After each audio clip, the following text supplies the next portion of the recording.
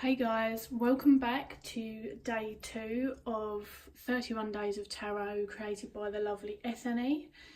Today is 5 favourite tarot decks that I either purchased in 2018, I've also included sort of gifted, acquired in some capacity in 2018. This was not an easy one, you guys. And I am sure that I'm not going to be the only one saying that, but in honesty with you, it's not because there were loads. There was 7, and what I decided to do is, I think that one of the 7, which was the Cosmic Mother Tarot, I think in honesty that I got it in December 2018. So therefore, because I can't remember that, scratch that one out. And some of you will be surprised to know that I have left the Star Child Tarot out of that. It would have been in there. However, it was the last deck of all of these favourites that I got. I did only get it in November, and I am going to talk about it in another video in a later prompt. So that's how I chose my 5 in the end. And I've tried to do them in order of when I acquired them as well, just for my own personal enjoyment. So the first one, as you can see, is the Lioness Oracle Tarot, and I couldn't leave this one out. I love this deck, not just because it's beautiful, and to be honest with you, I would have to love this deck, otherwise I wouldn't use it, because it's the same size as the larger Star Child, and because it's such thick, luscious cardstock, I simply can't shuffle it. I can split it and then shuffle it upways, but basically what I do is I just split it and mix it about a little bit, and then I fan it across. Fanning feels kind of old school to me. It's quite nostalgic of my childhood, because everyone around me who read tarot, that's how you would select your cards. They were fanned out in front of you, so I don't mind doing that. One of the things that I have loved about this deck is how far away from the generic kind of Rider-Waite-Smith it is. The astrological elements that are added in by Alejandra in the book are really, really interesting, but I don't generally incorporate astrology into my readings. But this deck is just absolutely divine.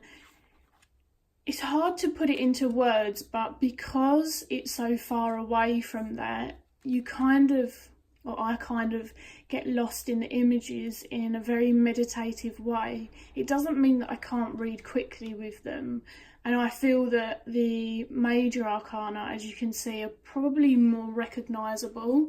I think that's quite common of many decks, however, but I know that a lot of people have had difficulties with the minors, but I love the galactic floral collage feel.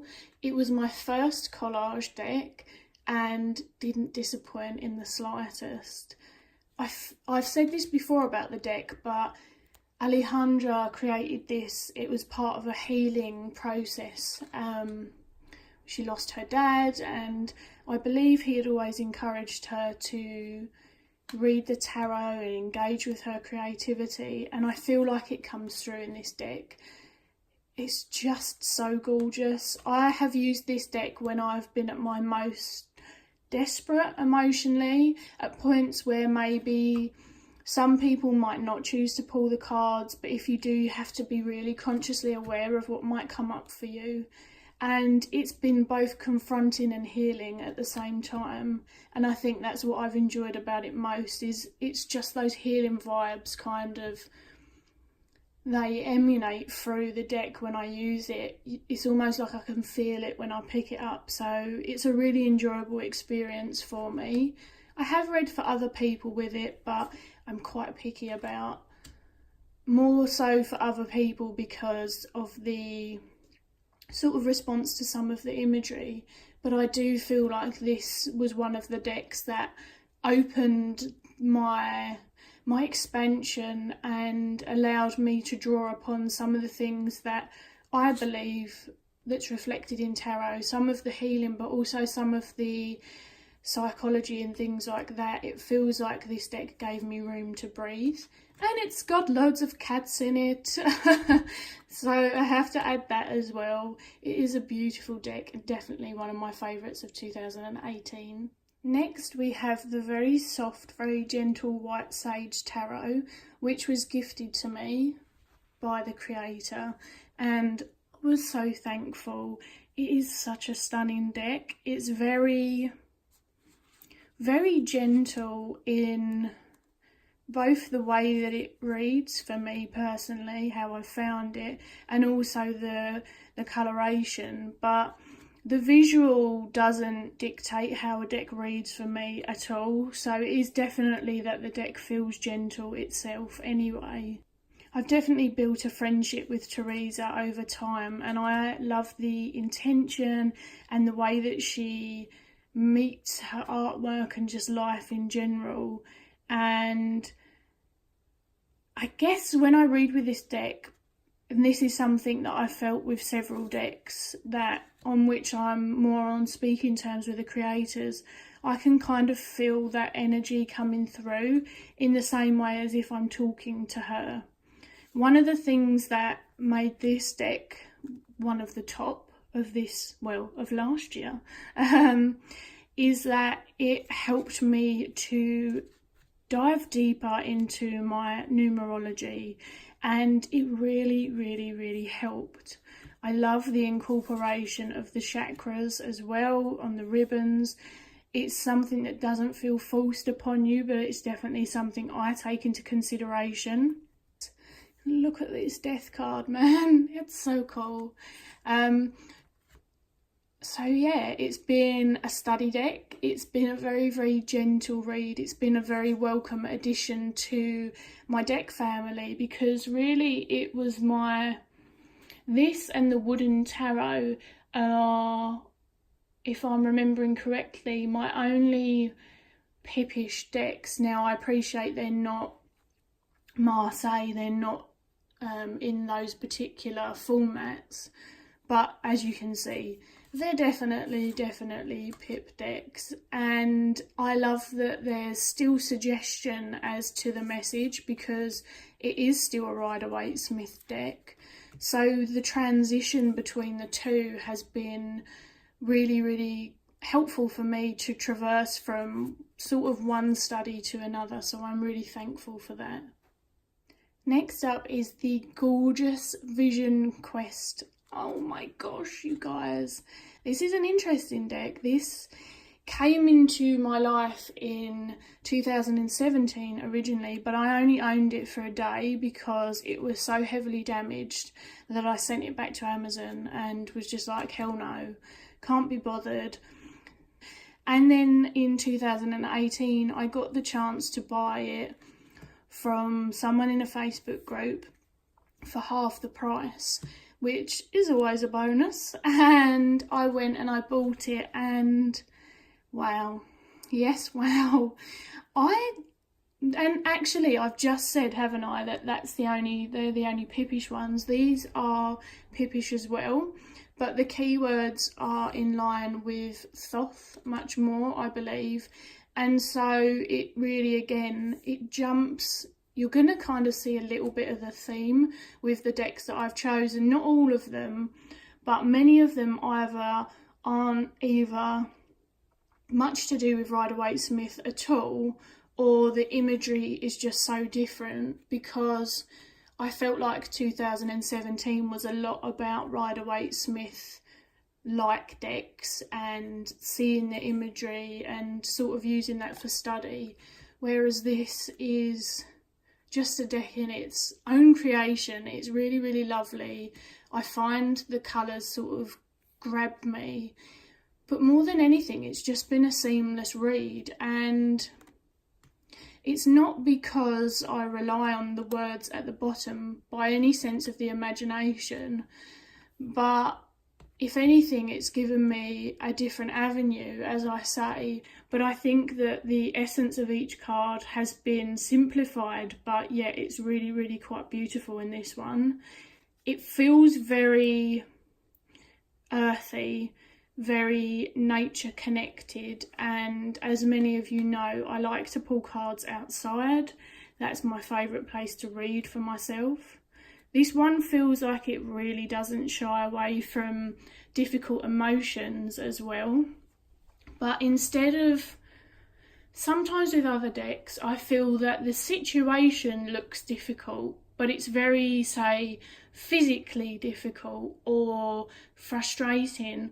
Whereas this, where it's not people and where the tone of the colour, you're really relying on that as well as part of the message, it feels more like a connection to my emotions. There's no kind of stepping stone to get there. I just get there straight away. I do work with colour quite a bit anyway, just in terms of how I respond to colours, how, you know, they leave me feeling. And so that's another thing that's come in. It's just simply stunning, stunning, stunning. And it's a deck that I take out on my walks because it feels very fitting to being out in nature with me. My fourth favourite, the Tarot Fauna. I watched the creation of this and was just in love. It's an animal deck, you guys, so I guess it's a bit on the nose. It's obvious that I kind of like animal and cat decks by now. But the one thing that I really enjoy about this is not only the artwork, but how the stories are told through the suits. So the rocks here, they're the bear family, and you follow them through the story. And that's another thing that not only has felt beneficial with my numerological studies, but it's really interesting to see the cards weave stories. Also, you find that sometimes a character from one suit is in the other suit for a very intentional reason. You can see them bringing an energy to the card as well. I thought that was one, but it's not. This is another deck that, to me, feels like all of the colour was chosen very, very intentionally to help support you with the mood of the card. Oh, look at this one. People who have watched my review will enjoy my little impression of this, so I'm not going to do it again, but if you haven't watched my review, I have reviewed this deck. It's quite a comforting read. I guess I want to say comforting is the right word. That's how I've experienced it. And I literally did a dance when this deck arrived. I had been watching it and thinking, I need to find a way to get this. And then Devin gifted it to me. And it was just, I am so, so grateful. This is a very emotional deck as well. That's the other thing that I want to add before I move on to the final one. And some of the animal decks I have, which I still love, the animals feel more like they're there, but there's not necessarily behaviour going on. They're just kind of there. Whereas this one, like this Queen of Feathers, feels fierce. There's a couple of other cards where I may have missed them already, unfortunately, where you can see tears in their eyes, like sort of watery eyes, or their body language. There's one where their mama bear is, or daddy bear is protecting the cubs, and it really conveys that kind of personality and animal behaviour, which again is something that I've really, really, really enjoyed about this. The foxes feel like foxes in the way that they're depicted. Each animal owns its personality, and for me, because they fit with the suit so well, it's been just a really, really fun read. And last but definitely not least is the gorgeous Naked Heart Tarot by my lovely friend Gillian. And no, I'm not being biased because she's my friend, but she is a freaking wonderful human being. So again, similar to what I said about the White Sage deck and Teresa, I feel sort of Gillian's presence in this deck, which kind of sounds obvious, but I guess I don't feel that from other creators if I don't know them. You know, I enjoy their artwork, but it's just a different kind of feeling. And this was given to me, it was gifted to me for review, and so I was incredibly thankful to get this.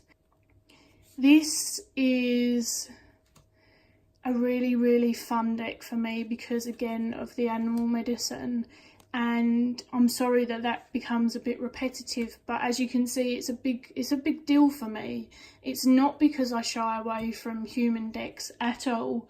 As you know, one of my favourite decks in the whole entire world is the Medicine Woman Tarot. But when I was younger, there wasn't the opportunity to get an all animal deck.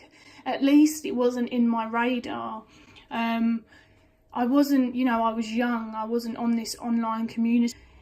Unless the deck was in one of the fantastic shops at Glastonbury or it was gifted to me, the only animal connection that I had was through my beautiful medicine cards and oracle.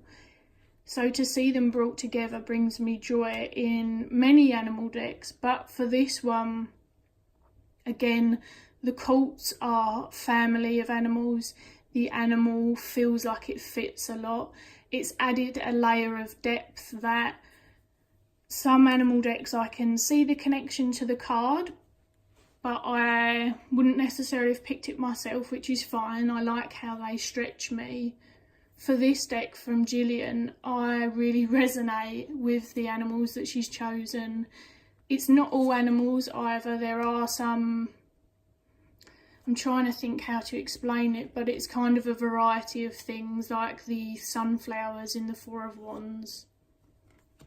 It's been a very, very versatile deck. It's been one that's really, really good for clients, really good for people who, I guess, haven't been around tarot before. I've read for a few people in real life who aren't really big on tarot and they've found the images interesting, welcoming. They can kind of get a vibe from them, but it's not too confronting, yet it doesn't shy away from it. And it's been a staple deck. It might have been the last one of the 5 that I got, but I use this on such a regular basis. I did use my Wild Unknown less when I got this and when I got the White Sage, because I wanted to give them my time and my space and my energy to sort of get to know them. Each of those decks just feels incredibly different, and I would say this one sits in the middle of those two. It feels like it is a straight down the line, kind of jack of all trades, not in a bad way, like in a fantastic way. And I think that's all I'm going to say about that one now. Many of the decks that I have shown, I have reviewed already. If you want to know more, you can hit the review buttons. That is all from me, you guys. Hopefully I didn't ramble too much, and I will see you again tomorrow.